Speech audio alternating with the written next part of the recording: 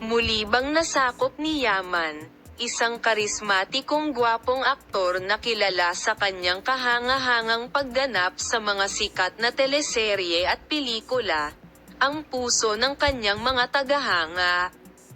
Ngunit sa pagkakataong ito ay hindi sa kanyang presensya sa screen kundi sa isang nakakaantig na real-life gesture.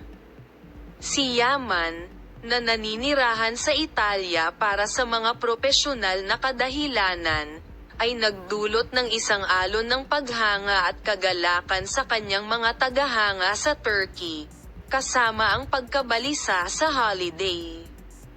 Malaki ang pag-unlad ni Yaman sa kanyang internasyonal na karera. Kasunod ng kanyang napakalaking tagumpay sa Turkey, nakipagsapalaran siya sa industriya ng entertainment sa Europa at nagtatag ng isang malakas na presensya sa Italy, kung saan ang kanyang papel sa seryeng Italyano sa TV at iba't ibang pag-endorso at pakikipagtulungan ay ginawa siyang pangalan sa buong kontinente. Sa kabila ng kanyang abalang schedule at lumalagong katanyagan, palaging binibigyang diin ni Ken Yaman ang kahalagahan ng kanyang pinagmulan at pamilya. Ang Eid ay isang mahalagang relihiyosong holiday sa Turkey at isang oras para sa mga pagtitipon ng pamilya, kagalakan at pagdiriwang. Nagpasya si Yaman na sorpresehin ang kanyang asawa sa Turkey ngayong holiday season.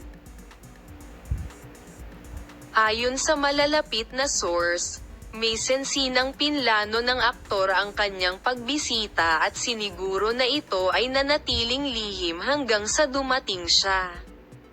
Ang aktor ay bumalik sa Turkey para sa Eid. Ang pagbabalik na ito ay hindi lamang isang personal na punto ng pagbabago, ngunit isang patunay din sa kanyang pangako sa mga halaga at tradisyon ng pamilya sa isang industriya kung saan ang mga personal na buhay ay madalas na natatabunan ng mga propesyonal na pangangailangan. Ang paglipat ni Ken Yaman ang susi sa pagpapanatili ng mga personal na koneksyon at pag-aalaga sa mga mahal sa buhay ay nagpapaalala sa atin ng kahalagahan nito.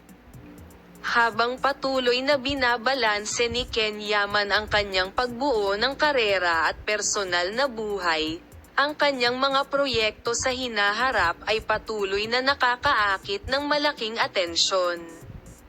Sa mga paparating na tungkulin sa Turkish at internasyonal na mga produksyon, inaasahan ng mga tagahanga na makita ang higit pa sa kanyang maraming nalalaman na kakayahan sa pag-arte. Ang kanyang kamakailang pagbisita sa Turkey kasama ang mga Turkish na gumagawa ng pelikula ay nagdulot ng mga alingawngaw ng mga pakikipagtulungan, na lalong nagpapataas ng kaguluhan.